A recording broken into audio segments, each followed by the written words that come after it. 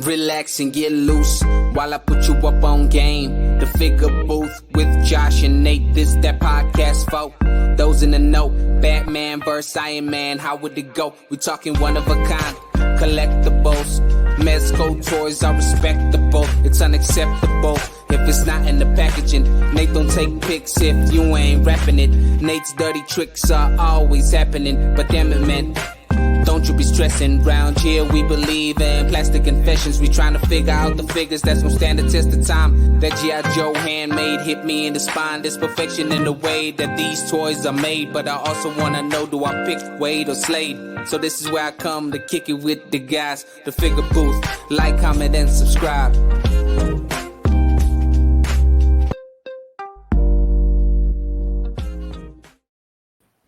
Welcome back, Toy Fam. You have made it to another episode of the Figure Booth. I am your host, Josh, aka Prime to the First.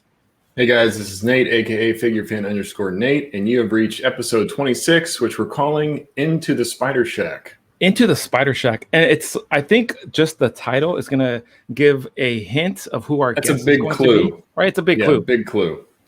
We're not like Marvel. We're dropping small Easter eggs. We're dropping big, giant Easter balls on you guys. So Into the Spider Shack, you should know who our guest is going to be. But if you don't, I think this individual does deserve an intro. He starts and squashes all beefs that are known from coast to coast, far and wide. He's almost like a myth. Some people have seen him. Some people have only taken pictures of him. Others have only seen his shoes. Some have only seen his shadow. Like, we don't even know if he exists or not. So we had to do a lot of research, and we sent out the search party. They came back. They confirmed he does exist. We were able to get him. Let's give a round of applause. I want everyone to stand up or sit down. I don't really care. But let's give it up for the one and only Unparalleled Universe. Hi. Dang. What's up, Wade? What's up, Wade? Hey, what's up, man? That was a crazy intro. Did you write that? Nope. All off, off the dome. Off the dome. Off the dome. Off the cuff. Wow. Damn. That's impressive, Prime. Yeah, that was You're dope. getting better and better as time goes on. We're up to episode 26. Now you got your own flow going on over there. I think I'm like, if I would talk shit, what would I say? And I just like, okay, now let me sprinkle some pixie dust on that and make it nice. Pixie dust. What's up, guys? Man, it's good to have you on, man. Yeah, hell yeah, it's good to be here for sure. And your background has changed. I know you kind of like told us a little bit, but just you've switched up sort of your studio a little bit, right? Yeah, I upgraded from a small grimy tool shed in my backyard to like a room in the house, and I feel like I won the lotto or something. This is I've never had a full room for my collection or like my work or anything like that. So I'm all excited, man. I want to burn the damn Spider Shack to the ground because it's like a haunting memory of what used to be. But I think that's really cool because it shows you the progress that it's like where you were at, if the Spider Shack and everything, and seeing. I know from one collector going from like having just one shelf or having to put all your collection into storage and stuff, and then finally having a whole room.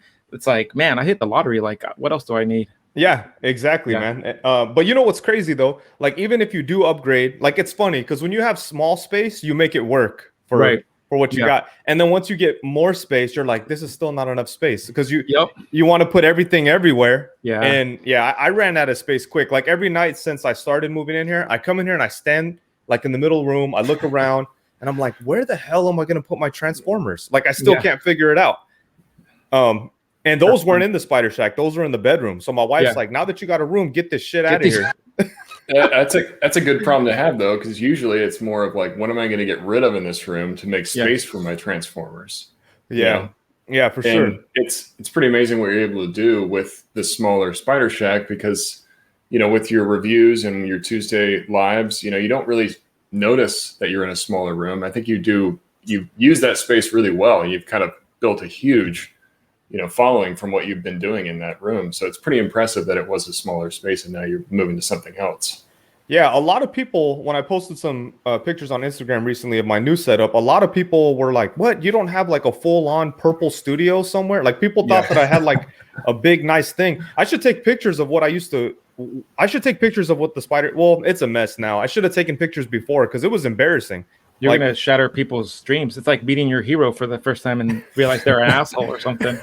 Well, that would happen too. Yeah. It's like, wait, this is it? They're like, oh. It's like the Wizard of Oz kind of thing. Yeah. Now keep the mystery. Yeah. Keep the mystery. And it's crazy because we had some stats just to show and I think give people perspective and insight on it. I think Nate, you had some stats on Wade that we want to share with everybody. Oh, stats. Yeah. So, well, your first video, it's weird because I see that you joined back in like July of 2011, right? Is when you started your YouTube account. But you might not have been active on that until maybe like April of 2014 is when I saw your first video. Okay. So I don't know if you had some videos prior to that maybe you've archived or deleted because I know you've kind of changed your focus a little bit. But that first video was pretty awesome. It's ODS Chronicles of an Obsolete Man, episode 2. Yeah. Pretty amazing, man. You recorded a rap. I mean, I give you props. The fact that you recorded that and put it on YouTube. Yeah. I mean, it takes a lot just to get in front of the camera, let alone start rapping into the camera. And then what people are going to think about that afterwards. So I think that's pretty awesome. Was that like your original goal for the YouTube channel or? So I didn't start my YouTube channel. My wife started it. I don't know. So I didn't know the date that you said. Like, however long ago she started it, one day I was like, I want to record these rap videos. I need to start a YouTube channel. She's like, I started one for you like 6 years ago or something. So here's the information. I was like, oh, okay, I forgot. So then, at that time, I think my goal was to do like a verse like that every single day.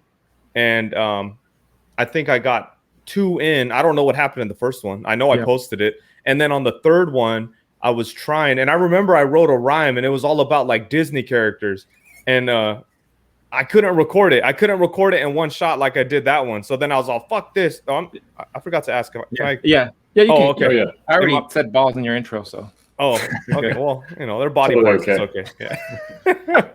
Yeah. No, but after I couldn't get the third one, I was like, "Fuck this!" And then like a couple years after that, or maybe a year or so, again, I told my wife, "Hey, I want to get a YouTube channel and start talking about toys." She's like, "Again, you have a YouTube channel. Just go put toy videos." So, and then I just never stopped. And it's crazy because like I've known Wade for, it feels like just yesterday, but it's been a good minute. We've known each other for quite some time. And when I first discovered his channel, he was probably like maybe at around 1,000 or whatever. And really, I had just gotten into Mezco, right? Like the Batman vs Superman was the one that really hooked me in. And I was like, man, there's really nobody that reviews Mezcos aside from the Amazing. There was nobody really that went into it. And I was like, what? And I don't even know how I stumbled across Wade's channel.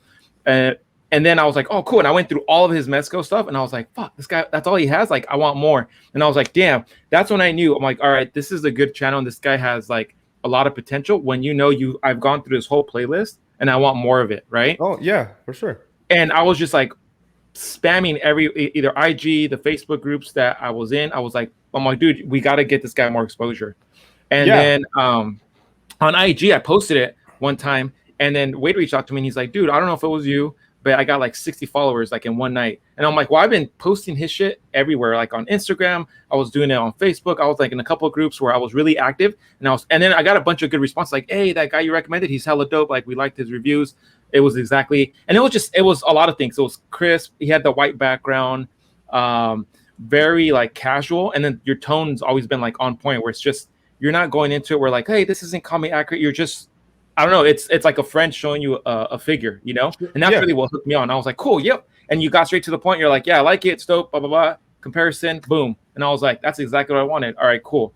And after that, it was like, we did talk off and on, but seeing the trajectory that his like channel took off, I was like, and I tell him sometimes, I'm like a proud dad watching my only son that made it. Oh God. But it's awesome to know that he was at 1,000. Now he's like at 40,000, and it's showing that he's been just like grinding away. And to me, it's like, it's awesome to see where that positivity, and he's so like humble about it. When I almost see Wade as the Don Rickles of the toy community, where he's fucking cursing everybody out. He's fucking insulting everybody. But I'm like, yeah, I got his back.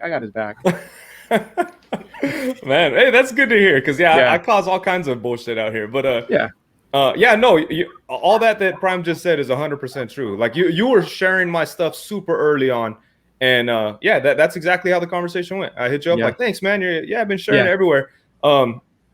And I really appreciate. I think I did a better job at showing the appreciation then, but now I just kind of and that's natural. That's natural because it's not like, oh, you're too big, but it's like once your account gets so much and you have so many eyes, I can only imagine all the interactions that people are consistently reaching out to you, where it's hard. You still have a family, you still have a day job. Like this isn't your full-time gig, right.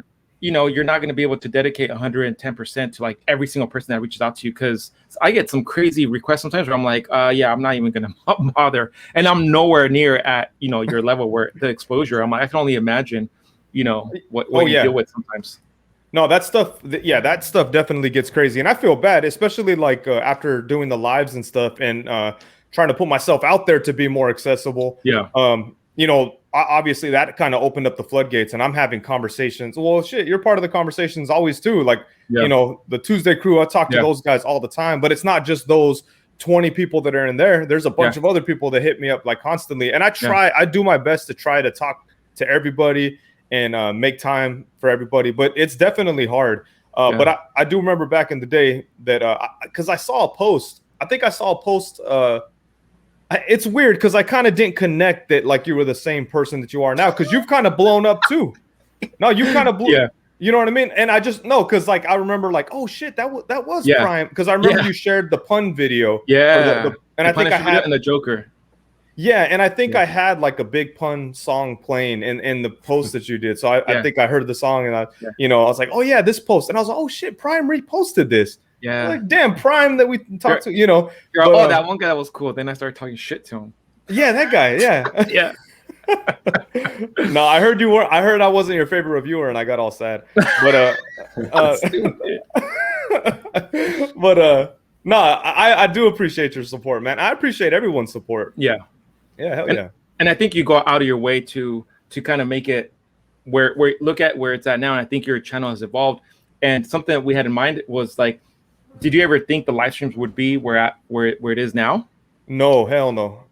Yeah, that I just kind of did for fun, because like for everybody who does the live streams, we all, I mean, in this space, I feel like a lot of us kind of became interested in that because of like the pandemic, right? Right. So I became interested in it when I saw Cincy Nerd doing it, and he would do like these live streams at his lunch, and then I saw that. I was like, oh, that was cool. And I started watching other people's live streams, not toy guys, just regular guys. Yeah. And it kind of like inspired me like, oh, this is like a whole new like avenue in the action figure like realm. Like I feel like even though Cincy does it, but me and him are very different, right? Like a lot of his channel is based on him and his face and doing these things, hunts and whatever. Mine isn't. People just see my hands. They don't even know what I look like. None of that shit. So it was a little different for me, but then I kind of went all in and did a bunch of research and tried to figure it out. And the streams are a lot of work, and I really like and appreciate like all the good feedback from that. But yeah, I had no idea that they would kind of take off how they have, so it's good. Well, I think it just speaks to you being a genuine person. I think when you talk about toys, you can see in your reviews, you can see in your lives, you're just being you. You're not trying to be anything else, which I think people really appreciate and they attach themselves to, which I think is why the Tuesday crew exists.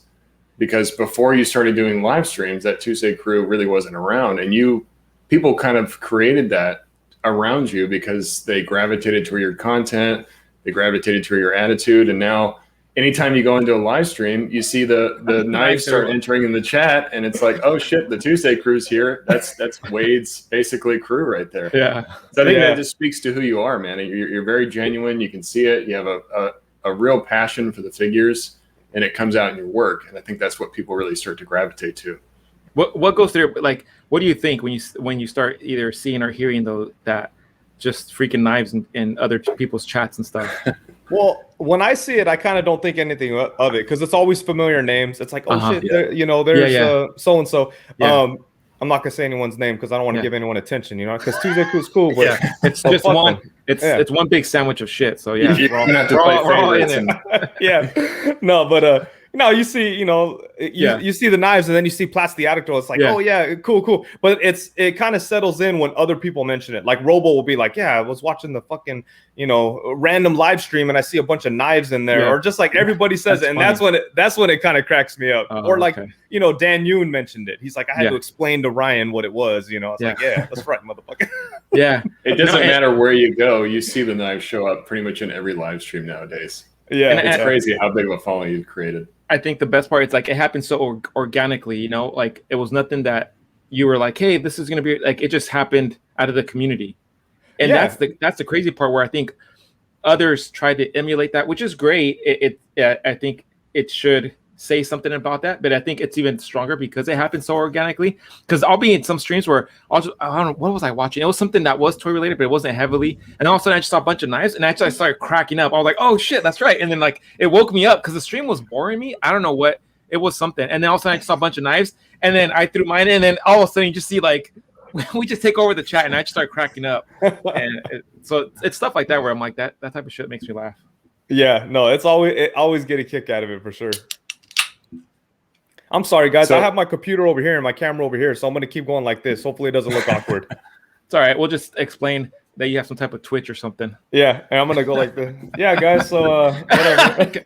He's looking at his collection while he's talking. He's going to give his back towards us, so. I'll do my best. Like, when you started those live streams, it was at a prime time, like you're talking about. During COVID, people are trapped at home, and like they don't really maybe know you as well as they want to. And so doing that, I think really is a great way of expanding your channel to make it more personal of who you really are. Yeah. Because like you said, we see the hands, we see your passion when you're talking about figures. Like, okay, that's definitely Wade's voice. Yeah. But now I know the Tuesday crew, and I can put a face to the name, and I get a little bit of your personality too. So I think the timing of that was just genius. I don't know if you really planned that or if it just kind of happened like that, but it happened at such a good time that I think it's created a following, and now you see live streams everywhere. Yeah. But from what I remember, you were one of the first ones that really was doing it. Right. Yeah, and you stuck with it because you had some challenges. Because I remember watching some of your first streams, and I was like, damn, this guy's like. I was like, man, I feel bad for him. Like, what the? And then like it would end or come back, but like you stuck with it, and it progressively got better and better. Where like now that was like it was like an inside joke where you're like, oh, and then the chat goes crazy giving you a bunch of shit about, hey, let's donate to his ISP and let's give him a longer extension cord. And then the fact that you roll with the punches, that's why I'm like, oh, this guy's like the Don Rickles, because he takes hella shit and then he just gives it right back out.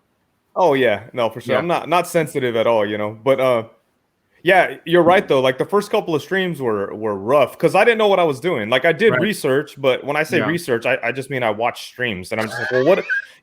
I'm like, what do they do, and what do I need? And you kind of just listen for stuff, and then you go, okay, what's a good streaming service, or so you get. I use Streamlabs, and like Streamlabs is like stupid. Like I know how easy StreamYard is, but I was like, nah, I don't want to use that. It's too easy. Let's do the hardest thing possible and mess it up for months, and then hopefully eventually it gets good. And that's what I did. But yeah, it was the first couple of streams were crazy, and I don't know. I feel like every stream is crazy. There's always something happening.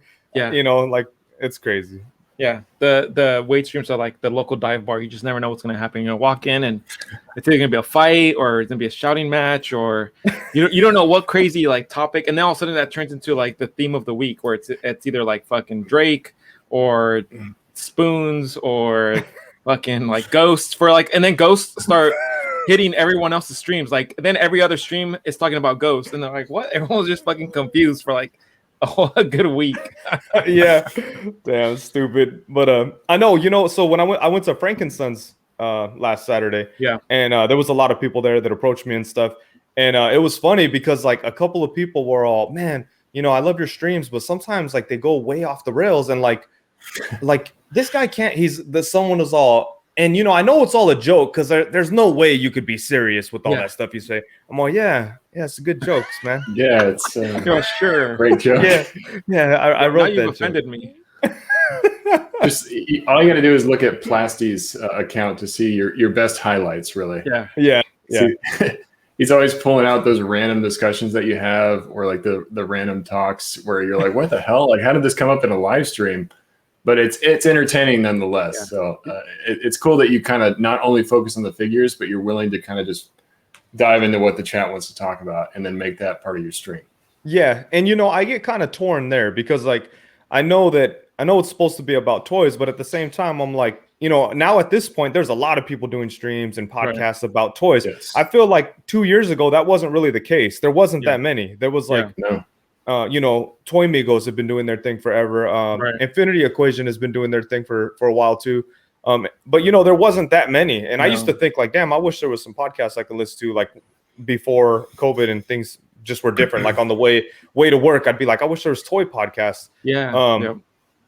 But now that there is a lot of those, a lot of good ones, you guys included, that I don't feel the need to talk about toys all the time. Like I love talking about toys, but I want it to be like natural. I don't want to sit there and go, okay, so today, this was announced, and I like that when the passion for toys kind of comes through like regular conversations and it all kind of just intermixes. But with that, like you never know, like crazy stuff happens, and that's just how conversations are, I guess. Yeah. Mm-hmm. Yeah, you can only talk about toys for so long, especially if you're going to do like an 8-hour stream. You got to have some other content that's coming up or questions that are happening that really kind of moves that conversation along, because everybody's talking about toys. You can get that news anywhere, and it's good to have your own personal feedback on it. But sometimes people just want to know who you are or what your thoughts are about certain things that may be totally outside of the hobby. Yeah, but I think that draws people to you a little bit more because they get to understand who you are. I agree. Looking at your streams that way, do you also look at your YouTube channel? Like, do you feel like you need to kind of compete with reviews? Like, I need to be consistently reviewing the newest figs in order to keep the audience. Well, I know that like reviewing the newest figures is how you get the most views. Like I understand that, but I also know that like you guys were saying, this is not my like full-time job. So it doesn't make sense for me to stress about doing new reviews just to get a couple more views. Yeah. For me, I just review shit when I feel like it. That's why there's not as many reviews on my channel as there should be, because I like if I can't do it or I don't feel like doing it or I got other stuff going on, I won't do it. Yeah. And like I really don't trip off the new stuff. And I've said it several times because like it's impossible to race with some of these guys whose focus is to do new stuff. Like for the first 3 or 4 years while I was doing YouTube, I did used to race everybody. If I saw like even people that I knew I wasn't even on their radar. Like if I saw somebody do, like a figure came out and so-and-so did a review, I'd be like, fuck, they beat me, as if there's they don't give a fuck about me. Like yeah. But I would still think like that. And then at some point, like a lot of guys, like The Amazing, Brian, MCU Collector, E. Rivera, guys overseas, just everyone started getting shit so quick. And I remember last year I tried to kind of dabble in that. I tried to buy some stuff off Macari super early, and I bought it. I bought a whole set. It was the Spider-Man retro figures, and I only reviewed one of the figures. And I was like, damn, I paid like $250 for this damn set.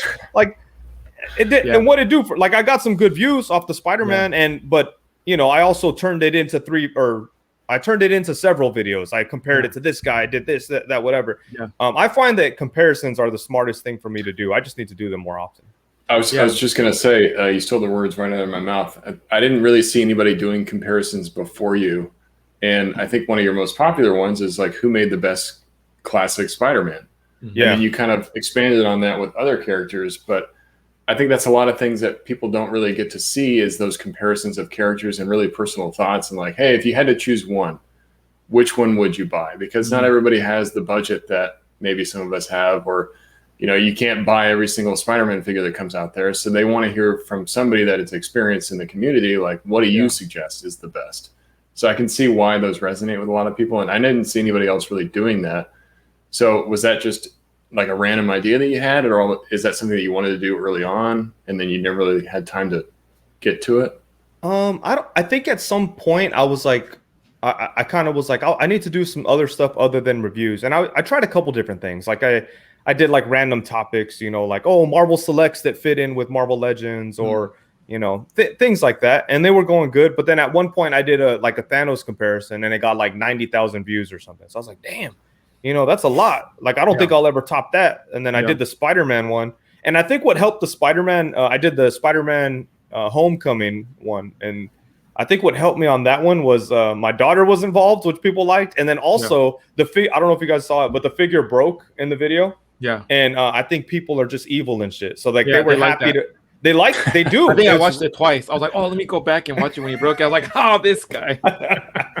Man, no, people are evil. I think people liked it. They like to see the toy break. And I remember, man, that's fucked up. But the comic version ended up getting more views without a figure breaking, so that was cool. But those are expensive videos because it's a lot of money to buy every import.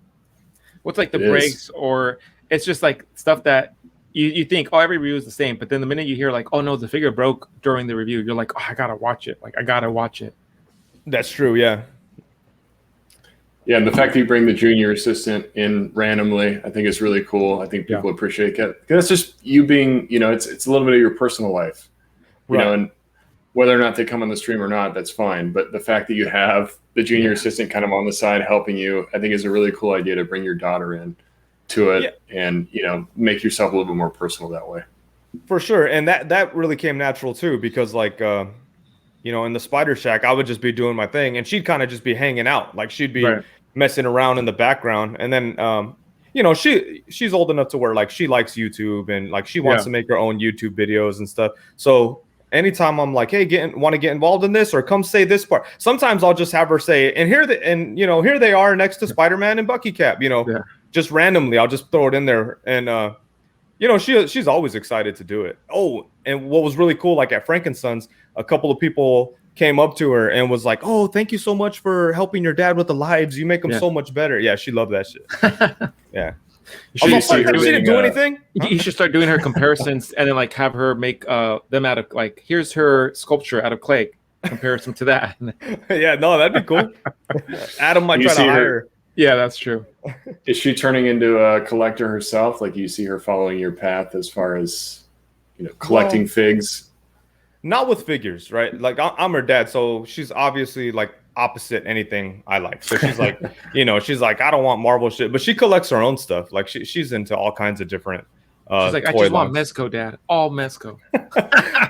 I was gonna buy her the Mezco Flash when it first came out. I think, in fact, I pre-ordered one for her because Flash is her favorite character. Okay. And but my wife shut that down. She's like, you're not gonna pay, because she would have been way little at that point. Yeah, that's true. Yeah. You got an expensive figure in her hands too, and she's so small. Yeah, and I would have just let her play it, throw it in the dirt, all kinds of shit. Yeah, making a bunch of Mezco fanboys cry right now. It reminds me of the Hot Toys commercial where the kid's playing with the Hot Toys in the sandbox. Oh. It's kind of like how your daughter would probably be with the Mezcos. Yeah, for sure. Just trashing them. Get ready, here comes all the thumbs down. So that's great. Hey, man. So you do get a lot of shit, but then for your streams and like the reviews, and you handle that really well. But then the other thing that is like you're really known for is that ODS. Not only the character, but then your ODS head sculpt. And I know you mentioned this on your streams, and you kind of given some backstory where it was like an original character that you've been working on. You wanted to make a comic book, working on like an actual figure. How do you see your progression with just that character, that original idea? Like where you're at right now versus where you wanted to be? Well, it's weird because like, so me and a buddy of mine were trying to work on a comic book, and that's not necessarily where ODS came from. Okay. I just had a comic book based on like a society of like super intelligent Sasquatches, basically. Okay. That's what it was. And it, nothing came of it, but I used his artwork as my logo with his permission. And actually, he remixed it a little bit. I asked him to make me a logo, and then I did that. And at one point, D Amazing had heads of himself made. I think that Old Boy did for him, like as a gift. I don't think he went out and asked for him, but they did that for him as a gift. And then I hit him up. I hit up Old Boy, and I was like, "Hey, can you make me a head? I got a YouTube channel and shit." They're like, "Nah, hell no, get the fuck out of here." And then like, so when that happened, I was already friends with Corey from Casting Cave, just because we talk all the time. So I hit him up, and I'm like, "Hey, do you do original sculpts? Would you be down to do this?" And I was like, "Yeah, it's just my logo." Then he made the logo, and then, I mean, he sculpted it, sent it to me, and I was like, "Oh, this is awesome." And then once I decided to sell them, I don't think because ODS is the name I used to go by when I used to rap, like back when I was younger. Okay. And it's kind of like some people call me that, like some people call me O just based on that, and like I just thought it was a cool name. So I was like, this will be my main character, character that I want to, my spawn basically. Right. Yeah. And so, I named him Odious. And then after I started selling the heads and people kind of got a hold of it, that shit like took on a life of its own. And, I still have the aspirations to make a comic one day. And the big difference from before compared to now is that like people care. I'll tell you this. When I started doing my YouTube channel, at that point, that's when I was really into comics and I wanted to make a comic book. And I swear I was like, I'm going to do a YouTube channel to build a community and one day sell them a comic book. And like, but I thought that like not really thinking it was reality, Yeah. But it kind of has become that naturally. So it was really cool. Yeah. Cause those Odious heads, like people go crazy for them. Yeah. Yeah. I have to ask, do you paint those yourself? Yeah. I paint all of them by myself. Wow, and it's fucking bullshit. Yeah. Yeah. And like people were always giving them shit. We're always giving them shit. And I remember like one time you were streaming, you're like, yeah, I'm almost done, this and that. And I'm like, I'm gonna order some. And you're like, what the fuck? You're like, this guy, fucking Prime just ordered like one, and it was just, and that's, it's then even more people start ordering them just to give you grief. It's like, now let's order it. And it's funny because we're like, yeah, you're like, go ahead, buy more. Like, I don't give a fuck. Like, shit. Yeah. I think you guys won that war. I was just telling my wife yesterday, I was all, do I have enough money like in my toy budget to like refund everybody that I haven't given an audience? I'm fucking sick of this shit, man. No, but I'll say credit to everybody that's bought them and waited a long time, because like everybody's been hella patient. Like I think people enjoy the streams and the videos, and they also know that I'm approachable. So people have hit me up like, hey, where's my head? I'm like, oh, dude, you got to just give me some time. Yeah, and people are hella cool. I've had to refund one person, and he was hella nice about it, and I ended up sending him a free hat. Yeah. So I don't think he walked away bitter, but I think it's really cool that most people are pretty understanding, because I paint every single one, and at this point I've painted fucking 400 of them or some crazy bullshit. Yeah, it's a gift and a curse, because I love that people are so excited about it, and like people have taken like amazing pictures of them. But I think it's just a little bit more than I care to handle. I'm still going to finish what I have, but it's just going to take time. Yeah. So is that something you were doing before with painting and customizing? Because you have obviously some serious talent there. So is that like a craft that you've kind of done over time? Well, back in the day when Hasbro was kind of ignoring Marvel Legends, and they were kind of pushing the Marvel Universe stuff. At that time, there was a lot of customizers, because everybody was like, fine, they're not going to give us 6-inch figures, we'll make them ourselves. I think that was the mentality of the community, and I was right there in it. So I used to customize back in those days quite a bit. I was never like all that great, but I understood the basics of painting and stuff like that. So that translated to the Odious heads. This guy is not giving. He was really good. He sent me pictures when we used to chat a lot. He sent me some pictures of his high evolutionary figure, and I told him like, oh damn, that's hella dope. I'm like, make me a custom, and I'll send you like I'll make you a dial, or I'll send you some arcades. And he's like, yeah, I just don't do customs anymore. And I'm like, this fucking guy. And I was like, all right. Hey, at least he's being upfront.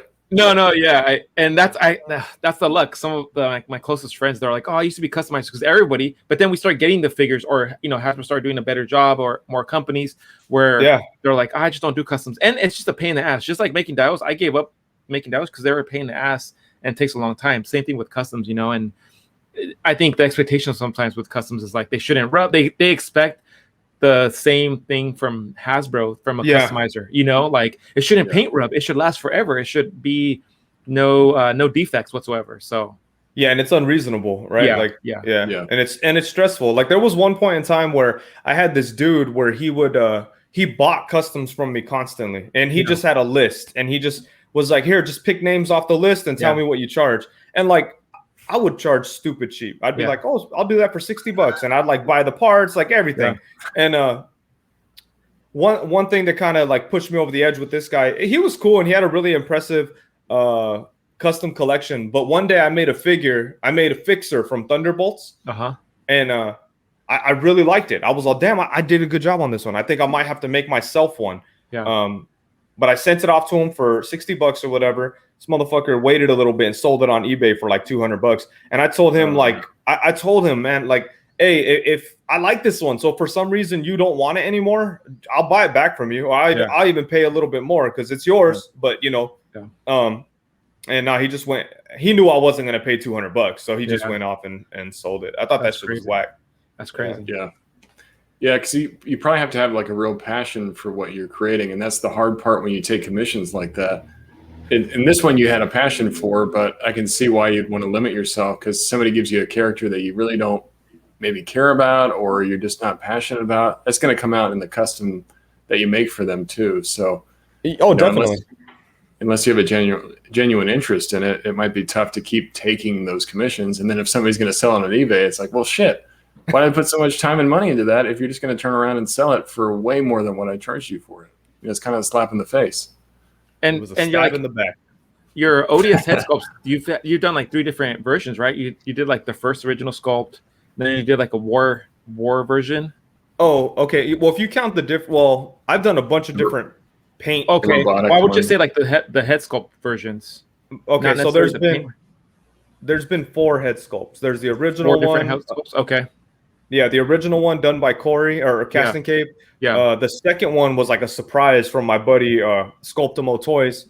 He like hit me up. Like he actually made the hats. He made the hats and he designed this logo. So he made a ODS based on this logo that he created. Yeah. And he just sent it to me. And he would that was a cool thing too, because he would like, he didn't charge me anything or whatever. Yeah. He would just charge me for the cost to print them. And that was nice. That was the second version. And then Corey did the previous like ODS, which is like the main version, like the one that I'm still kind of selling now. That's like the definitive version of me. Okay. And then Corey also did the Rubio, which is like the robotic ODS. And the last ODS and Rubio were both kind of designed by Bobby Wright, who's always in the live streams. He's a good dude, talented artist, and he's the one who's probably going to help me the most on the actual comic. That's awesome. Yeah. Have you ever considered just selling like blanks so people can paint them? I have, but then I feel detached from it, like like Corey did the work, or Sculptimo did the work, and Bobby did the design. I did nothing, right? So like I want to at least. I have sold a couple blanks, but because I think obviously the followership is there, and I think the passion behind it. I think at one point it would be cool to be like, okay, you know what? It's like giving all your followers a blank canvas to have their own interpretation of ODS, and then because they do some crazy stuff. Like sometimes I see that head sculpt on all sorts of different bodies, and they take a whole life of their own. Where I'm like, damn, they make them into like Captain America or some bum, or like it's crazy what a lot of individuals do with them. Yeah. But I could see like if you were to give them like a blank canvas, then they could take it to the next level, and I could see them like army building them and stuff like that. There's a lot of sapien lovers out there. Is all I'm saying. Yeah. No, that's true, and maybe I'll think about that down the road. But my thing is with the ODS heads and the ODS at this level, I'm kind of done with. I want to move on to the next level, which is like the full figure, and I have one of the prototypes here. And I think that's what some of the followers don't let you get over that. They want more. Give us more head, Wade. Right. I'm all sure. Let me get some gum. No, but well, yeah. Here's one of the ODS prototypes. Oh, that's dope. Oh, damn. Can you guys see it? Okay. Yeah. That's good. Yeah. Lots of detail in the sculpt. Butterfly joints. You should have used the Bucky cap. Yeah. No, but it's coming out good. Cool. Yeah. So you're working with a sculptor on that right now? Yeah, one of my buddies who he's an awesome guy. He works I don't want to say his name because I don't want to get him in trouble because he works for a sculpting company. Yeah. Or a studio. But what's dope about this guy? Oh, Prime, it's not Adam, if that's what you a lot of people think it's Adam, but it's not Adam. It would have been much smaller. It would have been like tiny. Yeah, because his scale perspective is all weird. It would be smaller than a plundering. Yeah. He's like, here you go, 1/12 scale. No, but it was cool because like one day, early in my channel, I reviewed a figure, and like some dude hit me up and he messaged me and he's like, hey man, thank you so much for like the positive words about the figure. I actually sculpted it. I just started in the business, and that was like the first figure that I ever made. And thank you so much. That means a lot that you liked it so much.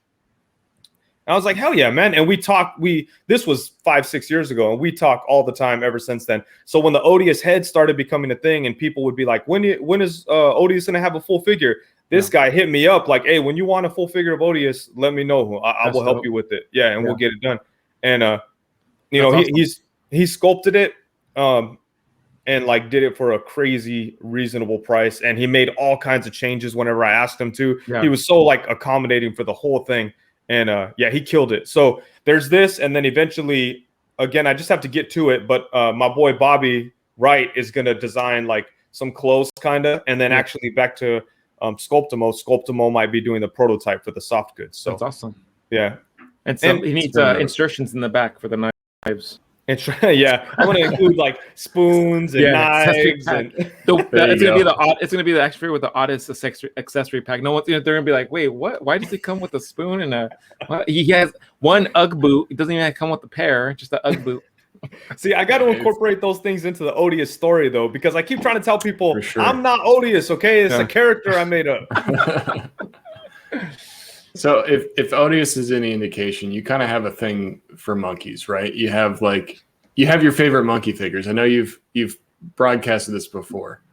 So where did that come from? Is that something you've always had and you kind of just grew it into Odious, or did that start with Odious, or? No, I don't think so. I don't know. I guess I just kind of always liked Sasquatches, and I've always been fascinated with Bigfoot for sure. Oh yeah, man. It's funny that you mentioned that, because this has to be like one of my favorite hats. Even though I give Wade hella shit for it, it's one of my favorite hats. One, because again, like seeing, like, and I take zero credit for it, but knowing that I've known Wade for when he was like at 1,000, and we talked a lot. We don't have to talk every single day, but I'm like, that's freaking awesome that I saw him go from 1,000 to 40K, and he's just killing. He's crushing it. I'm like, it's awesome. The fact that I can do whatever I can to support him, right? I'm like, I'm gonna wear my hat just because I love everything he stands for, and I stand with him. So I'm wearing this hat. Where the fuck was I? Was at some store, and the clerk's like, "Oh," he's like, "Are you a believer?" And I was like, "What?" He's like, "Are you a believer?" And I'm like, "What are you talking?" I'm all, "The hat?" I'm all, "That's a YouTube guy." "Oh, he's a believer." I'm like, "Yeah, you can say that." And he's like, "Well, there's a whole society of us, like we're out there." I'm like, and I was like, "Wait, what are you talking about?" And he's like, "Bigfoot." He's all, he's real. And I was like, "Oh man," I'm like, yeah, check out Unparalleled Universe on YouTube. He talks all about it. Oh, damn. It was so funny. I had my mask and everything. I was buying some groceries, and the guy's like, "Oh, you're a believer." And I was like, "Oh, you belong in the Tuesday crew. Just join us." I almost felt like I needed a pamphlet to give it to him. But it was so funny. Yeah. That shit was, dude, I was laughing all the way back to the car. I was like, man, this guy asked me if I was a believer. I was like, no, but Unparalleled Universe is, so make sure you check out his YouTube. Yeah. He's like, he's on YouTube? Odious. I'm like, yeah. He's like, okay. Note to self: if anyone ever asks me if I'm a believer, just say yes, and let's see what happens. Yeah. Yep. Just wear that around. Man, I was like, what is this guy talking about? And he's like, yeah, I'm a believer. And he went off the rails. I was like, oh, that's too much. It's too early.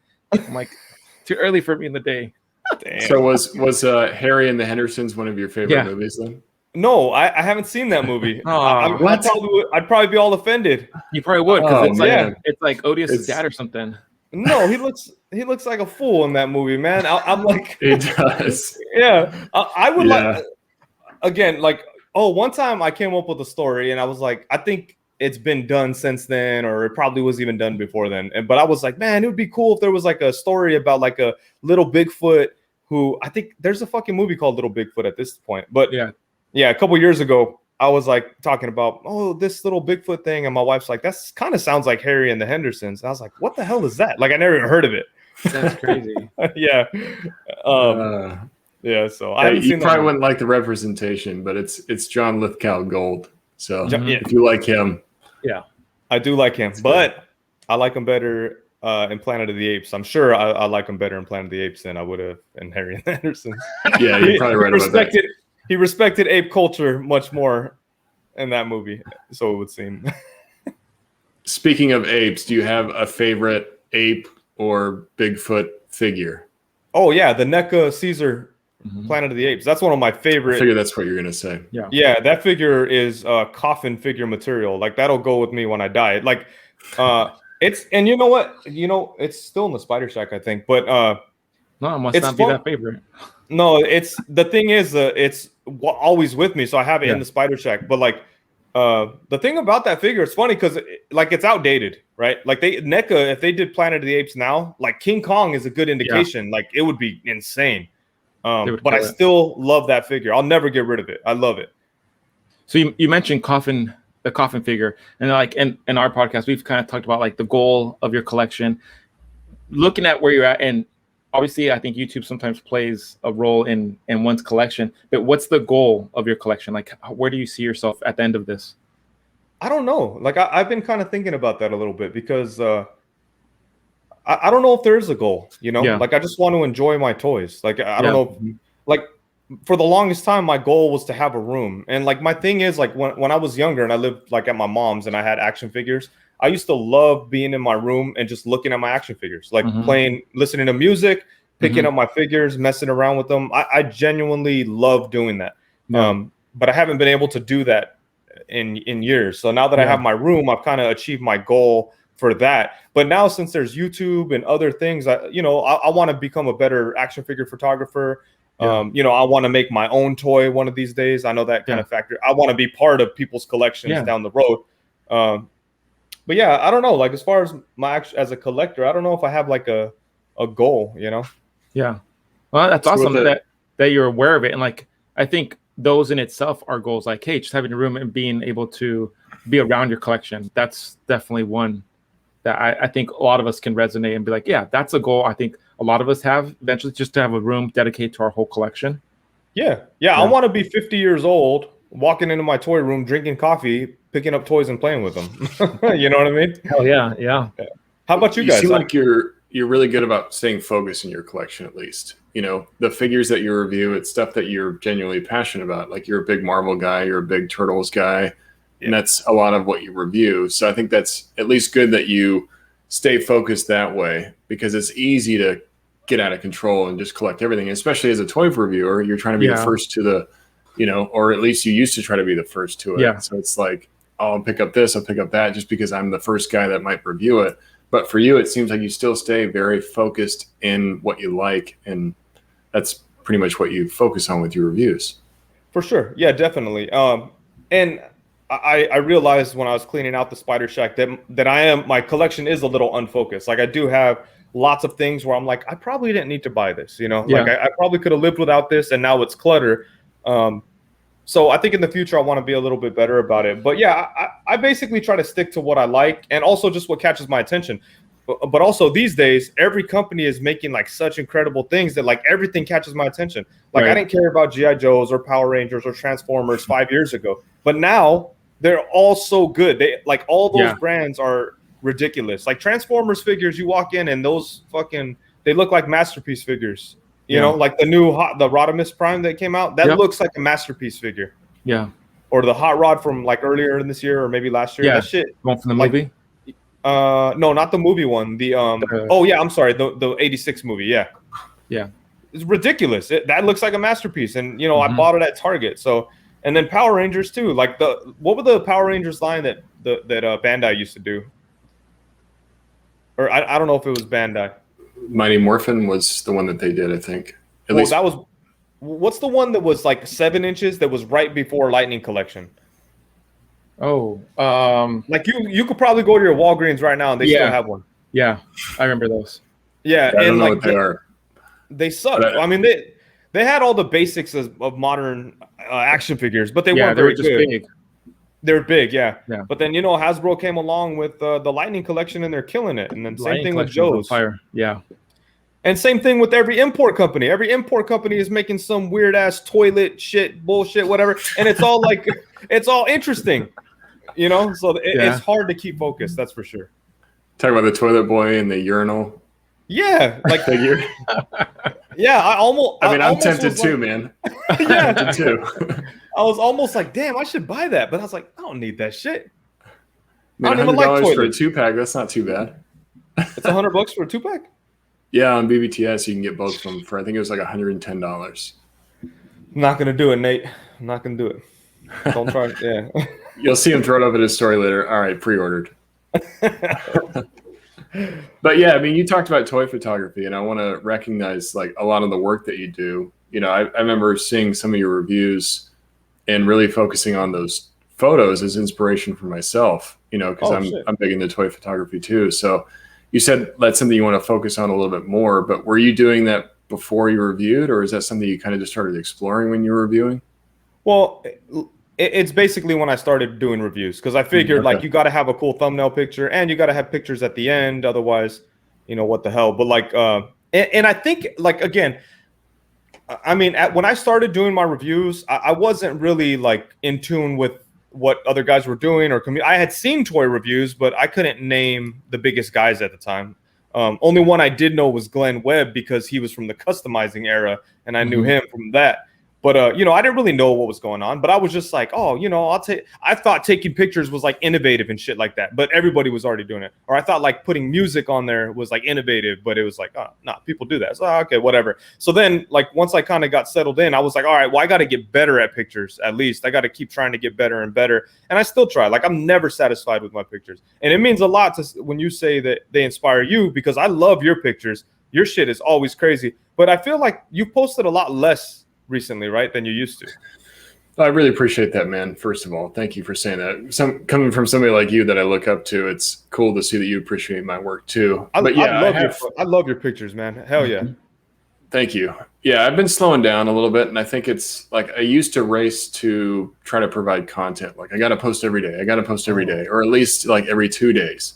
And now it's more of like, you know, I want to post things that I'm genuinely proud of, that after I post it, I'm not like, you know, there's something I could have done better here. You know, so I'm taking a little bit more time with my work, and also my personal life just kind of gets in the way where it's hard to find time to do it all the time and post every day. So yeah, I'm posting less now. It's funny that you noticed that, but yeah, that's definitely true. Well, when I was thinking about this here, I was thinking, I wonder if Nate blocked me or something, because I haven't seen his pictures. But then I was like, why would he block me? Like, but, you know, I told you, I was like, hey, he chopped up your name like 3 or 4 times. So block his ass. I was going to bring that a little bit later, but you couldn't say my name right. I was taking that personal, man. I was like, shit. Nate DM'd me the next day. He was like, hey, this fucker. I'm like, you know what? Block his ass. Hey, that's like a dyslexia thing going on. Okay, it wasn't that bad. I just kept saying fan figure Nate, and it's funny because you'd pop up in the live sometimes, and I'd still say it wrong. It says it right there, but I would just say it wrong because, like, you know, I have a problem too where I start reading from the middle of words. Like, you know, like I just a problem I have. But no, my wife's the same way. I totally understand. Yeah, but. So with that, I was thinking today, like, I wonder if Nate blocked me or something, because he just seems like a nice guy, but why would he block me? I'll fuck him up. No, but like, because I haven't seen your pictures lately, and I'm telling you, like, I have followed you for years, and like, your pictures always stand out, mostly because of the colors. I love all the colors that you use, and it's like usually pretty like saturated and like eye catching, and you know, like, and I feel the absence on my time stream on my feed. Yeah, for sure. That means a hell of a lot, man. So I really appreciate that. Step it up, Nate. Step it up. I mean, I gotta pump out that content now. I'm making way disappointed. But you know, it's finding the time, man. And you know, from being a toy photographer, it's not an easy process. No, it's not. It's hard. Getting the lighting right, getting the pose right, getting the background correct. You know, I try to do everything practical as much as possible. So it just takes time. And I think I just put, we're our own worst critics that way, where you don't want to keep delivering the same level of work. You want to try to step it up every single time. So I'm like, okay, what can I do that's different that I haven't done before? Because maybe I'm feeling that people are getting stale in my work, so I got to change it up. But, I think I'm just doing that to myself. It's just finding the time for it and then pumping out the content that I'm actually genuinely proud of, and not just posting because I feel like I need to do it. Yeah. Right. No, nobody wants to feel like that, but you should definitely feel confident and proud of your work. Cause like I said, you kill it, man. Your shit's dope. And then sometimes he'll send me pictures and I'm like, oh, this is really cool. Can you just like tweak this? And he's like, fuck, I already took it down. And I gotta put it all back up. And I'm like, oh shit, just post it, bro. Just post it. I shouldn't have said anything. No, Prime's kind of like my sounding board for that stuff. Hey, can you guys give me 1 quick second? I got to do something. Take me 2 seconds. Sure. Okay. Sure. Yeah, but speaking of, I do appreciate your feedback, Prime. I mean, as much as I might come across as frustrated, it's just because like I know I have to go back into the room and do it again. And I've already edited the photos. So it's like, you know, it just gets frustrating, but ultimately it's stuff that helps me. Like I had a situation recently with Mario where I'd sent him a photo, and rather than trying to talk through it through DM, he's like, I'm not going to pull a Prime. I'm just going to go ahead and call you and tell you what I think you could do a little bit better here. But that's what I want. You know, I want somebody to, I think you need to have a sounding board with your photos because you kind of get trapped in your own mind. Like, oh, this is perfect. And then you post it and somebody puts a comment. They're like, what's going on with his leg right here? Like, that doesn't look natural. And you're like, shit, if I just would have sent that to somebody, they could have told me that. And it's things like that, like the interactions that you and I have. And it's like the funny stuff that Sonny does with the hood figure where it's like, oh man, I need to start posting some pictures too, because I used to way back in the day. But then I remember all the setup and the fucking lighting and then just setting everything up. I'm already just thinking about it. I'm like, that's already too much. I'm not gonna do all that. Like I have to find the space first to put the table and the fucking backdrop and the lights, and it's hard. It's over. I start getting overwhelmed, and I'm like, forget it. It's a whole process, man. It's not as easy as I think some people that are coming into the hobby. They think like, oh, well, I'll just get a toy and take a picture of it. Point and shoot. Yeah, you got a lot to learn because it's a whole setup, you know, from the pose to the background to the lighting. It just takes time. And then getting the camera the way that you want it to, you know, I'll take 50 or 60 shots and maybe get 2 that I'm proud of. That's ridiculous. Crazy. Yeah, that's crazy, man. Like, well, that's the one thing I dread the most every time I do a review is taking the pictures at the end, because you do the review, that's already a bunch of work. And then you have like this whole other set of like a workload that you have to go through with taking pictures. And for me, I keep it like basic. I'm like, I need 5 pictures and I'm done. I'm out of here, because I'm not going to spend like, 3 hours on a review and then 2 hours on pictures. They're just, that sucks the fun out of it, to be honest. It does. It's just too much. Like, if I could just focus on pictures, then cool. But I like doing videos. So like, I'd rather focus on that. So that's sometimes my pictures are definitely rushed because I'm just like 5 decent pictures and I'm calling I'm done. So. I mean, I think you say that because you're doing it yourself, but when you see the work, it doesn't seem that way. It seems like you put time into it and your shots are always great, man. So I think, make sure you give yourself credit for that because you do some amazing work, and I would love to see where you go from here. Oh man, I appreciate it. But yeah, there's maybe like maybe 5 or 6. We'll say even 10. We'll say there's maybe 10 photos that I've taken where I'm like, yeah, this is a good one. I've been doing this shit for like 6 years and taking pictures for every single video. So like, it's not very many. So like, and I think you said you've done this. You're going on like your 6th year, right? If all of a sudden you had part of like the ability to go back in time and tell little young Wade when he was first starting out, what advice would you give yourself? Well, get purple quicker. I would definitely say that. Okay. No, because I went through a period of time trying to figure out backgrounds. I was like, white, too many people do it. Blue, people already do it. Dioramas, people already do it. It's like, let's get a weird ass color. Like purple is weird as hell, but it works, so it's cool. Yeah. But like I don't know. I guess I might tell little pretty boy Wade that like damn, like I took a sip on the wrong time. Don't worry about being first. I think I wish I learned that earlier. Okay. Yeah, because it's not that important. Like, it'll get you more views, yes, but I also feel like it doesn't get you long-term viewers. If you rush to get things out first and you just want to be first and you put together a shitty video, I get so pissed off when I see someone do a shitty video of like a figure they got first, and it definitely feels like they just jumped in the because just put in the title like, oh, this figure review is gonna get you views. If like no one else has it up, it's gonna get you views, and nothing worse than seeing a review and then like watching it and seeing that the person put no time into it, they just wanted a couple views. Right. So like, people should focus on quality first. And if you have a strong enough following, which I feel like I do now, I think I could review a figure at any time and it'll get some views, definitely not as much as when it's new or whatever, but enough to keep me satisfied. Honestly, I have low expectations. If I have 1,000 views on a video, I'm happy. I check out actually after 1,000. I'm like, cool, 1,000 done, moving on. But if it's less than 1,000, I start to get like, fuck, I wasted my time, you know. I don't know if you knew this, but you're up to 9 million total views on your YouTube channel. No, I didn't know 9 that. million, dude. That's crazy. That's some of your top videos have like almost 1 million views. Like I think the classic comic Spidey, when I was doing, you know, just looking at your page, it's up to like almost 900K right now. Ooh, nice. Yeah, which hell yeah. speaks to those comparisons, because I think a lot of your top rated ones are the comparison videos. Yeah.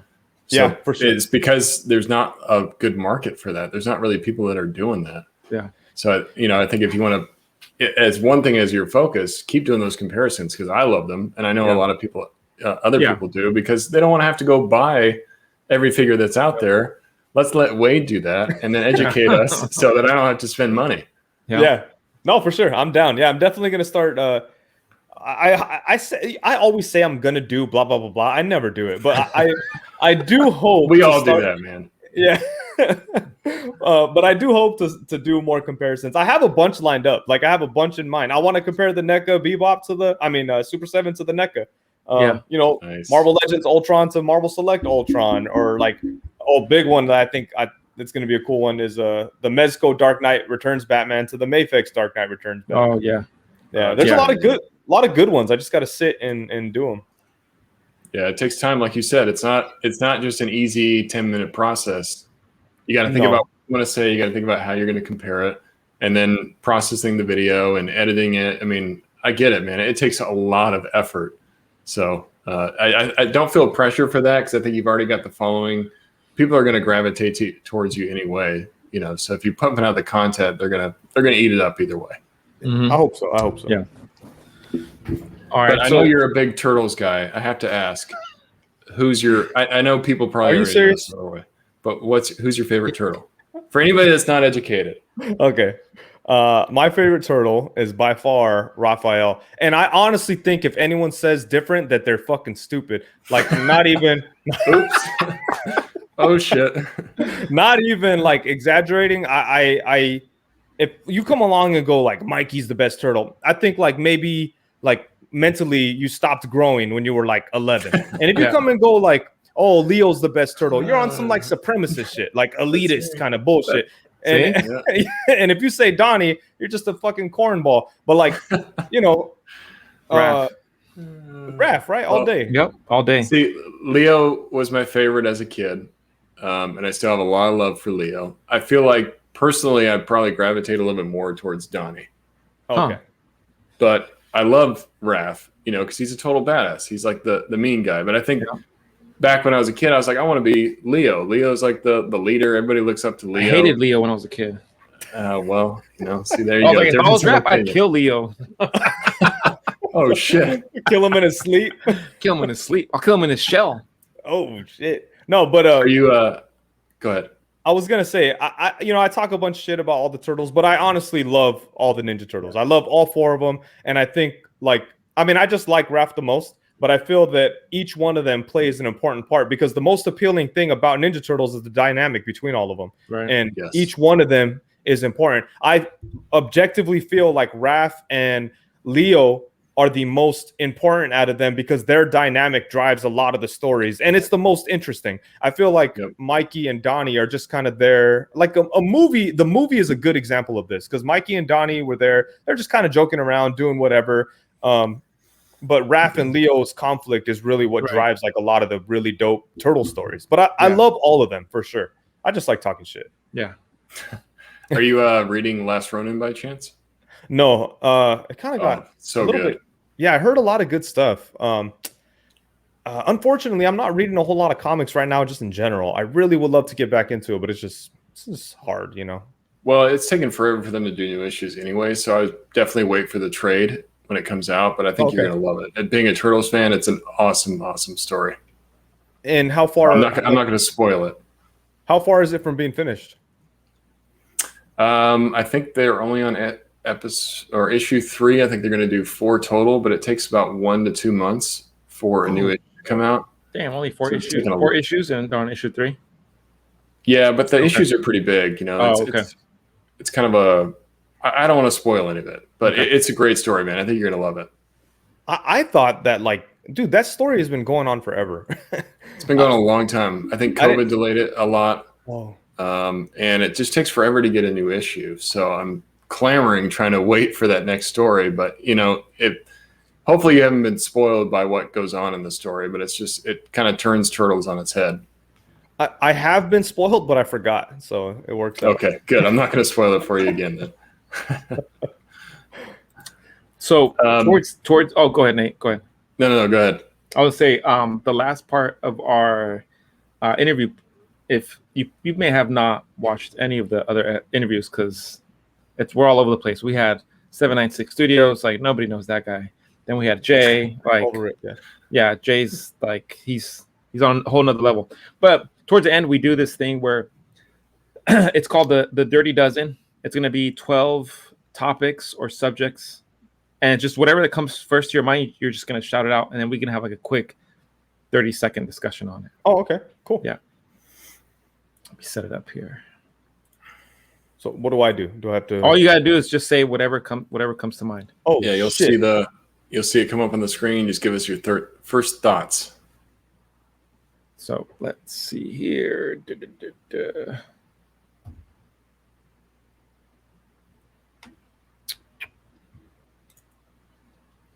First one, Mezco.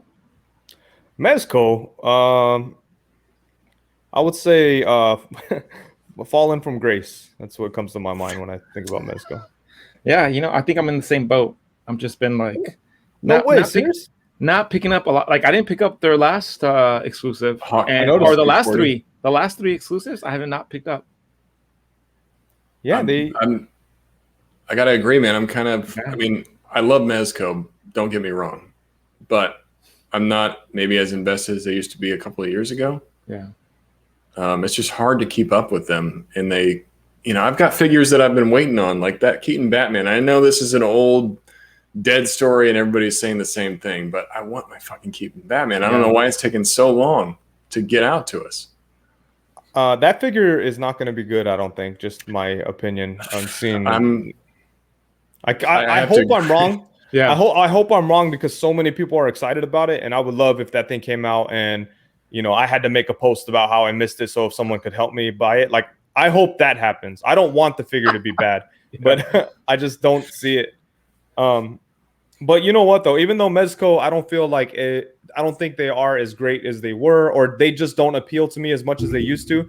Every now and then they come in with something dope. Like this year, they have some of my top 10 figures of the year, and that would be the Mezco Dr. Fate, the Mezco Iron Fist, and then the Mezco Dr. Zaius. I really love the three of those figures. Oh, okay. Yeah. So, I mean, it's not like they completely suck. It's not like they're trash. I just don't have the passion for Mezco that I used to. That's all. Yeah. Yeah, I feel you, man. But yeah, I'm worried about that Keaton Batman, that seamless body. I think that's the big reason why it's being delayed, and it's just not going to move the way I want it to. So, yeah, I think you might be right about that, Wade, unfortunately. I honestly think they're still trying to figure it out, and hopefully hopefully they can actually figure it out. But I think right now they just don't have it dialed in yet. Yeah, I was surprised because they put up that Alien, which also has a seamless body. So maybe they're getting to some kind of completion. I don't know, but I'm surprised they would offer another figure with that same body. Right. I think that Alien's gonna suck. By the way, it's gonna be small. Compared to NECA, like why would you go to? That's my thing. Why would you go to Mezco when you can get a $30 or a $25 NECA Alien, which is amazing? Those figures are incredible. Yes, there's really no reason to spend $80 or $90 on another figure. Exactly. Next one is Marvel Legends. Marvel Legends. What? I don't know. Marvel Legends is what comes to mind. Forever, I would say. I think Marvel Legends would be Marvel Legends is what kept me passionate in action figures as an adult, right? Yeah. Like I loved toys when I was a little kid. I loved the 5-inch X-Men. But when I saw Marvel Legends, just like everybody out there that collects and that was into it at the time, when we saw Marvel Legends, it was like mind blowing. I was like, because when I was young, I was always interested in articulation. Like there would be figures that had a little bit more than others, you know, and it'd be like, oh, this is so cool. I wish there was these joints everywhere. And then one day you walk into a damn Kmart or some shit, and like there's a Punisher there, or Captain America or whatever. I think it was Punisher for me that really pushed me over the edge. Saw the Punisher, like, damn, look at all the joints, and his face looks like a damn real person. Like it kind of, you know, blew my mind. And you know, I just fell in love with them. And like, you know, there was a point in time where I mentioned this earlier, where Hasbro was kind of like shitting on Marvel Legends. They weren't really pushing it. And you know, me and a lot of other people still loved Marvel Legends, and we'd go to the conventions and kind of fight for Marvel Legends. And now it's like the most successful toy line, and I mean for like action figure line, and they're killing it. They're giving like such incredible figures. So like if I had to get rid of my whole collection, or like only collect one line, it would be Marvel Legends for as long as they made them. Yeah, couldn't agree more. They definitely. I was getting ready to jump off the Marvel Legend boat and get rid of a lot of stuff, just really thin out the collection. And lately, the stuff they've been pumping out, I may not pick up all of it, but I'm like, the stuff that they are dropping and I am getting, I'm like, man, I'm a huge fan. Like that, a lot of it's really, really good. I'm like, damn, they really sucked me back in. Yeah, Did you? Go ahead. I'm sorry, Nate. Go for it. I was going to ask if you backed Sentinel or Galactus. I did. Yeah, I backed both of them. Nice. Yeah. The Sentinel kind of has me worried. I don't know if you guys have seen the videos with the knees being loose. Yeah. Yeah, that scares me a little bit, but I don't think it's going to be so bad to where I'm like, give me my money back. But I think it's a little less than ideal for a figure that costs so much. That's all. Yeah. I think it's just the weight might become a problem over time. You know, I think the first guy in Prime, you probably have his name, but I watched that review and he was saying like, the only thing I wish is that this figure had ratchet joints, because for something that's this heavy, I can see it wearing down my joints pretty quickly, because it's already having a hard time standing as it is. You know, it's just a lot of heft to it. So. Oh yeah, for sure. All right, next one, Super 7. Super 7, hit or miss, 100%. Like, I want to like them, but they make some trash ass figures. And then they make some really good ones, and it's weird because they'll do it in the same line. Like I feel the Ninja Turtles line, there's some trash in there. Like I think the Shredder figure sucks. I think the Splinter figure sucks. The April looks bad. But then, you know, on the opposite side of the spectrum, they have like Bebop, which is incredible, and like the Turtles, which are really nice. And then I picked up Rocksteady last week. Haven't opened him, but he looks good. Metalhead looks good. So they're really hit or miss. And then like, you know, they make weird decisions like using bodies that are 20 years old for new figures and charging like $40-$50 for them. That's fucking crazy. But again, on the opposite side of the spectrum, they have these new Disney Ultimate figures that look incredible. Yeah. They do look really good. Yeah. Are you getting the new ones that are coming out, like the Robin Hood, and I can't remember who else they're doing? The first wave, which was like Sorcerer Mickey or Sorcerer's Apprentice Mickey, Pinocchio, and Prince John, I think. Yeah. I pre-ordered those. I cannot wait. And they posted pictures of them in their trays, and dude, they look fucking crazy. They look amazing. I can't wait. They look really good. Yeah. Nice. Gentle Giant, those are the homies right there. Those dudes are awesome. Like I remember going to like conventions, and I was always aware of Gentle Giant or the name, and I'd go to conventions and hear people like, oh, you know, that's so and so from Gentle Giant, or oh, that's so and so from Four Horsemen, and just all kinds of cool stuff. And like once I got to like, I would just kind of watch from a distance, but once I got to know them, they were all so nice. Every single person from Gentle Giant that I've met is awesome, and they're super talented. Like I feel so proud that like I know people that have sculpted some of my favorite figures. You know what I mean? Yeah. Like it's dope. Like I have, you know, one of my favorite Marvel Legends in the last couple years is Silver Samurai. Yeah. The guy who sculpted Silver Samurai, I talk to him all the time. He kind of hinted about Silver Samurai very early on, or hinted that he sculpted it after it was announced very early on. And like, it just so like crazy. When I had that figure, I was like, dude, he fucking killed it. And I could go tell him, hey man, fucking killed it. And I just love, that's so amazing. Shout out to everybody at Gentle Giant. Shout out to Adam. That little guy, he's awesome. Everybody over there is awesome. Even some of the guys who like I've met and like they don't know who I am or I never met them before, they're always hella nice. Every single one of them. Would you say you loved Adam? No, I will. He's expendable as you guys are. I just. All right, I had to ask.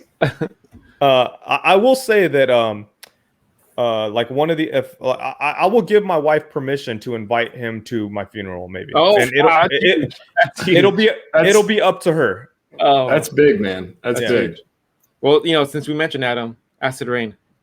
Acid Rain is awesome stuff. Like Adam hooked me up with the like Adam. He gave me a birthday present. Like what kind of grown man gives another grown man a birthday present?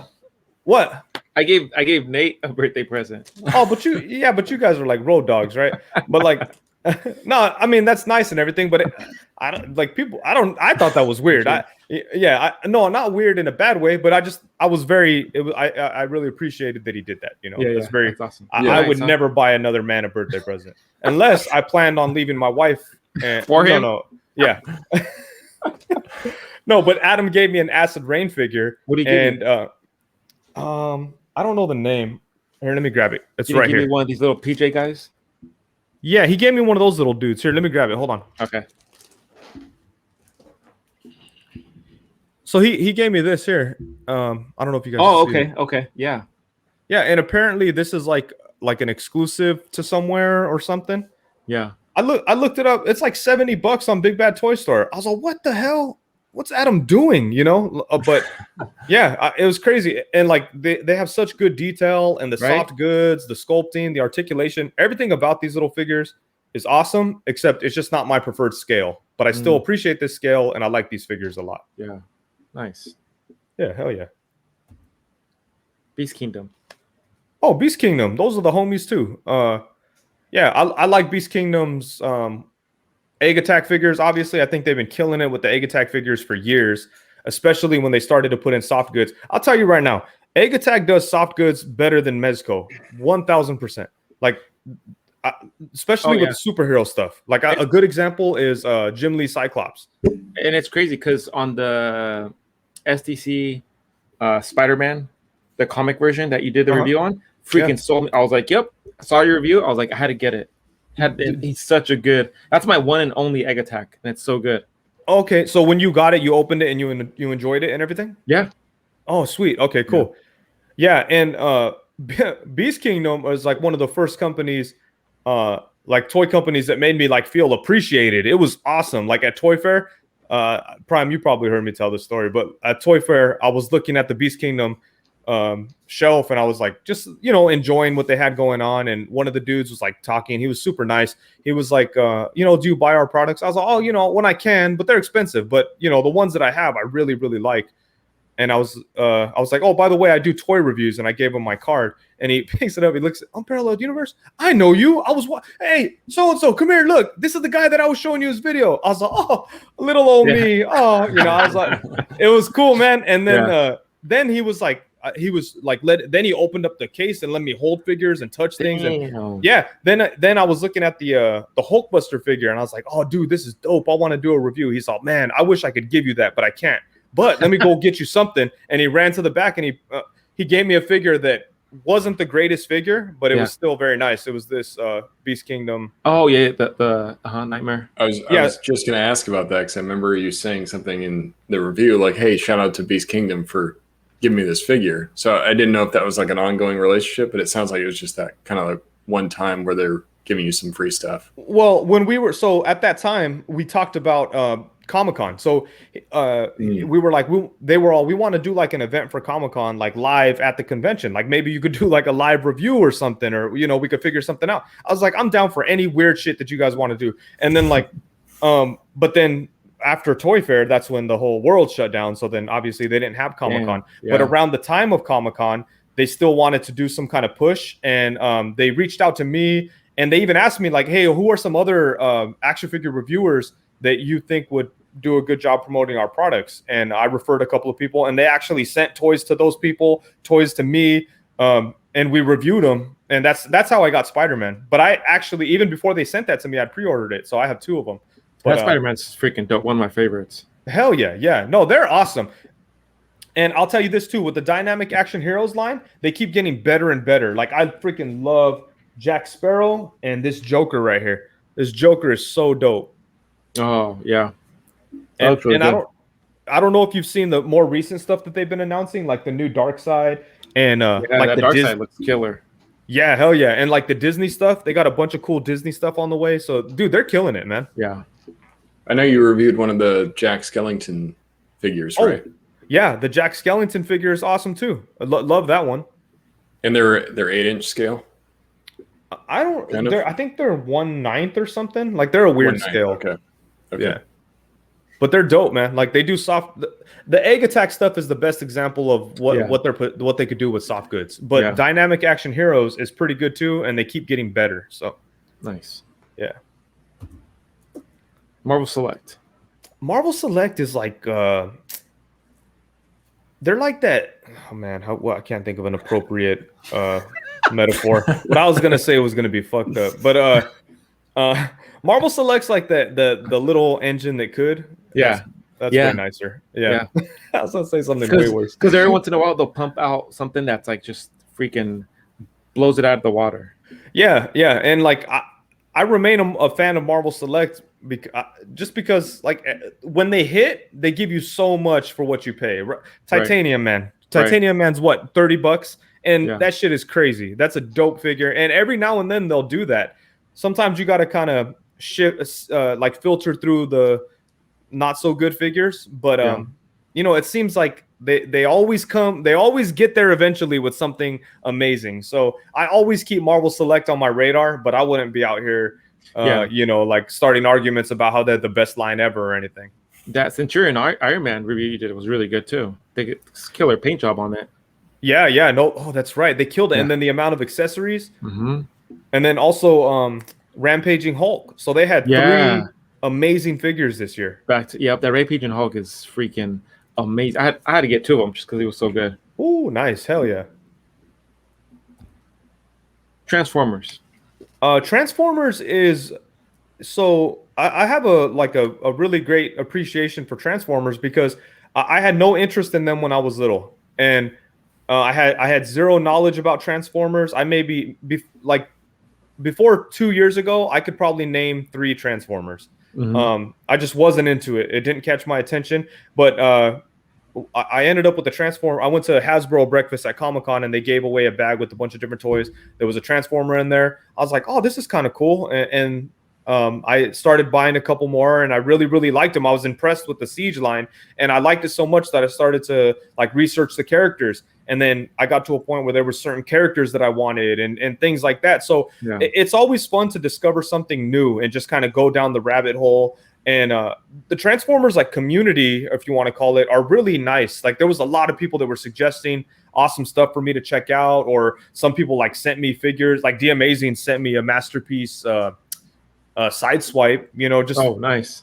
Or this one guy sold me a big box of like some Siege figures that I didn't have for like pretty cheap, and it's just really cool. So Transformers is awesome. Yeah, nice. You guys collect Transformers at all? Yeah. I do. I mean, I've been a huge Transformers since like day one. I mean, given it's kind of in my name, Prime to the First is kind of like homage to Optimus Prime. Right, for sure. I was always a fan when I was a kid, but I don't collect any of the figures. It's one of the lines I just don't want to dive into.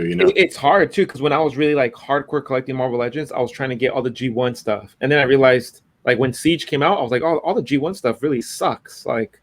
When you transform into robot mode, it looks nothing like the animation. And to me, I'm like, I always want to have them in robot mode. And if I want a semi truck, I'll just go buy a Hot Wheel or something. Like I don't want them in vehicle mode. I want them in robot mode.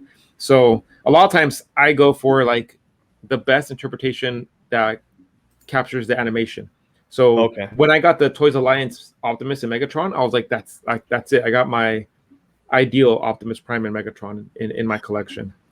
I still need those, man. And like last year sometime, Big Bad Toy Store had Optimus Prime for hella cheap. Crazy cheap, Yeah, but I just missed it. But that's a dope. Yeah, those are dope figures. And So that was my thing. I was like, okay, I'll get these two, and then I can't collect Transformers because then I'd be collecting everything. Siege, like the stuff that's coming out recently from the movie. I'd be getting all of them. I saw Grimlock and Rodimus the other day, and I was like, the only thing I gave into is I bought the red Bumblebee just because I don't have a Bumblebee in my collection. Oh, so I was like, all right, I'll get that's a really good Bumblebee.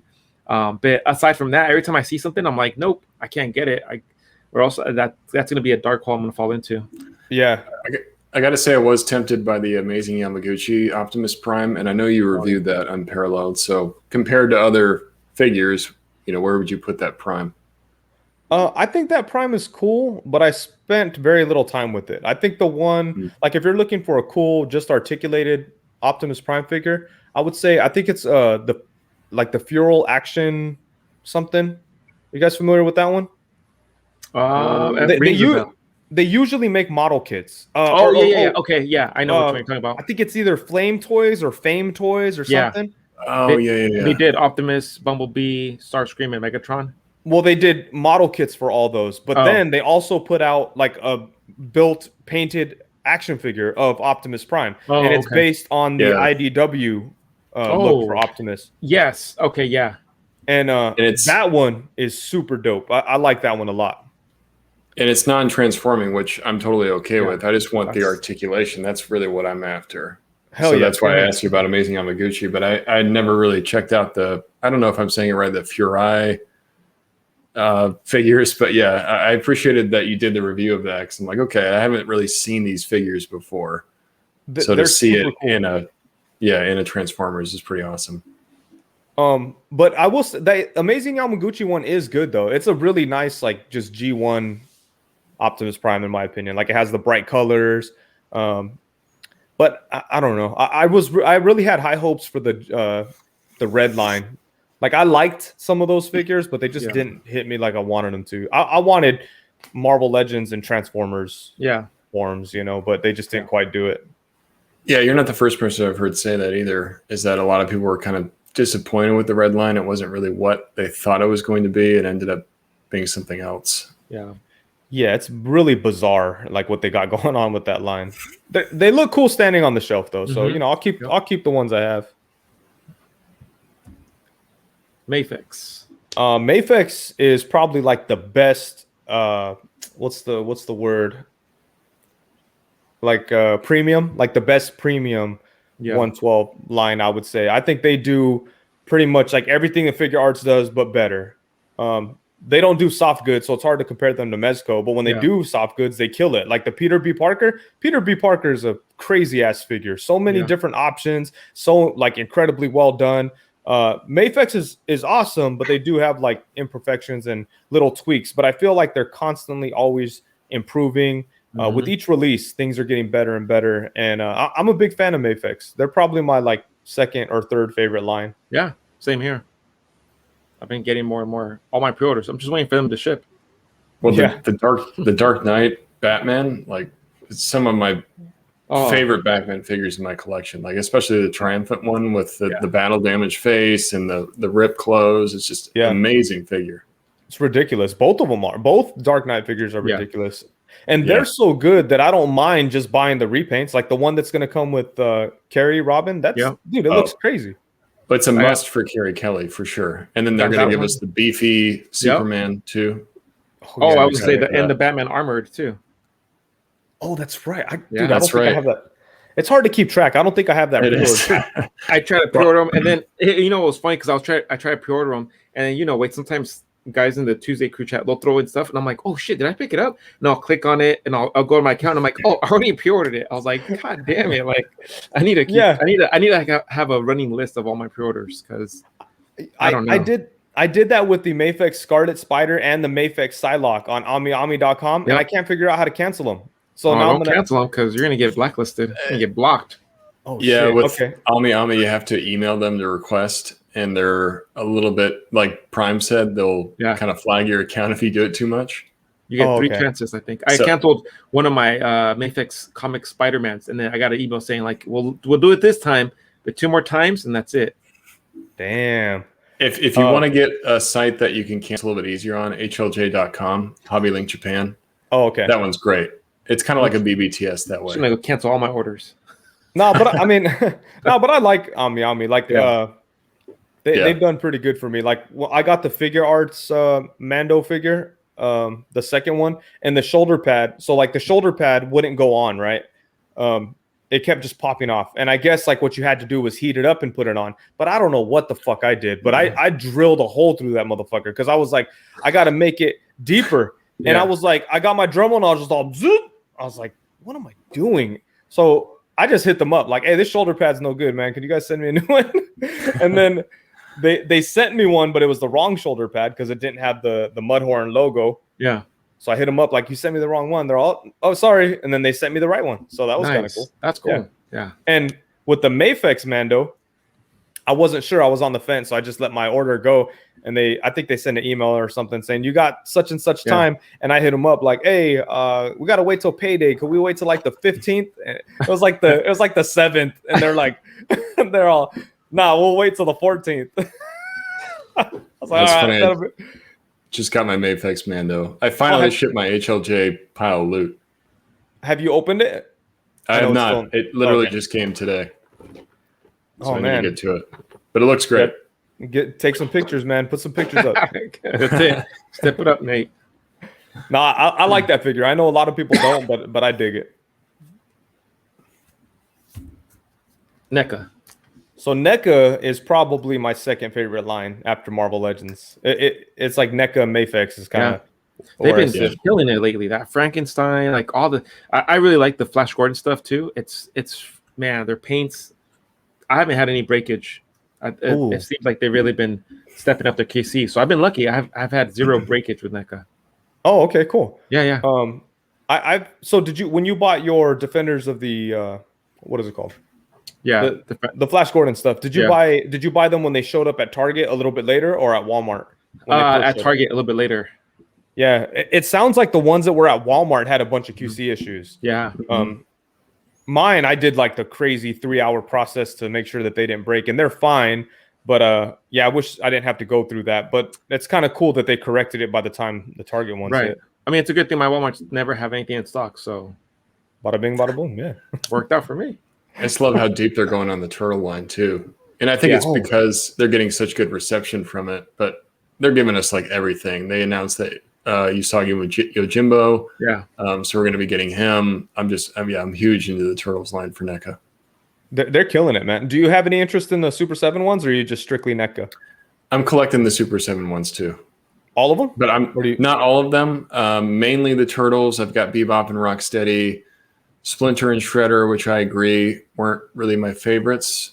And I'm trying to be a little bit more selective. Maybe the Metalhead, now that I'm hearing that you liked it, I might get Metalhead too. He looks cool, but I haven't opened him yet. But I heard good things about him. Mm-hmm. Well, I love how it has the because I still have my Metalhead from when I was a kid, and it has that feature where you can shine the light into it and it lights the eyes up. Yeah. And I've heard the Super 7 has the exact same features, so that's pretty amazing. That is pretty kept cool. That. Yeah. Mm-hmm. That's the best thing about the Super 7 line. I think it's just it really reaches back to my nostalgia because TMNT, like I love Batman and DC and all that, but TMNT was my jam when I was a kid. Yeah. So I had all those figures, and those just feel exactly the same as the figures that I used to play with as a kid. Obviously, they're bigger and everything, but the way that they look, the way that they feel, it really harkens back to when I was a kid. Yeah, I agree with you, but I wish that they would implement a little bit more like modern technology when they do their stuff. Yeah. They kind of use the kid nostalgia thing as like a crutch to make shitty figures, but like when they do good, they do a good job. Like I feel that the Turtles themselves do implement a lot of the more modern technology, especially like with the torso, right? You got a ball joint in there. Yeah, it's crazy. Yeah, it works really good. With the arms, they get a pass. The turtle figures back in the day, they didn't have joints in the arms, huh? Actually, no, they didn't have kind of elbows like or He-Man. No, they're kind of like He-Man, where you could just move the arms up and down, or the legs. And the legs were always bent in weird ways. I remember Shredder always had this like weird crouch to him. Yeah, hunch. So maybe Shredder was really tall, but he was that posture. Yeah, maybe.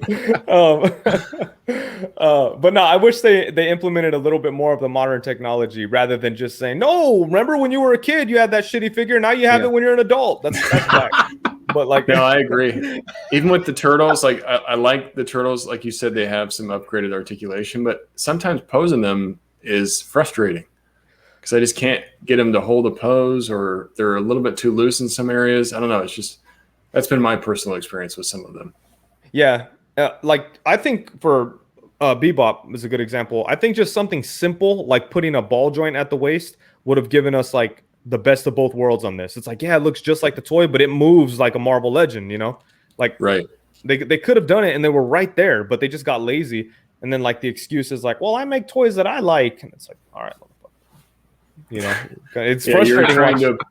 You're trying to appeal to the masses here, so maybe just try to provide something that provides nostalgia, but also, like you said, the modern articulation like we've come to expect now. Yeah, unless they were going to cut the price in half. If they cut the price in half, it's like, oh, okay, cool. But if they're charging premium like action figure money, like give us a premium action figure. Yeah, especially now they're $55 each. It's pretty expensive. Crazy. Mm-hmm. I think one more. Oh shit! Muppets. What's your Muppets? I love the Muppets. Are you guys excited about the Muppets Halloween special that's coming up?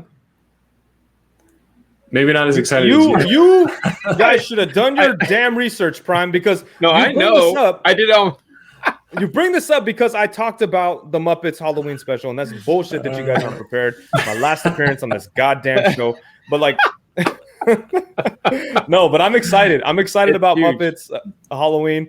Muppets Christmas Carol is by far my favorite Christmas movie. Yeah. Like around this time right now, I start getting pumped up about Christmas movies because I want to watch that movie. I can't wait. I'll listen to the soundtrack for like November, December. I'll listen to the soundtrack. I'm all excited. And you know, I love everything Muppets. I wish that I was into collecting a bunch of stuff back when who was it? Palisades? Who used to yes. I wish I could buy all those, but they're so expensive. I want that kitchen dial so bad, but it's like $250 on eBay. I'm not willing to spend that much on a dial. Yeah, ridiculous. It's insane. But yeah, I wish I would have kind of been into that a little bit earlier because they just have such great accessories in those figures. Not only just the figures, but everything that they used to come with too. And I know they're doing that more now in the modern releases, but it's not as much as it used to come with back then. They used to give you like everything and the kitchen sink. Like they would give you so much back then.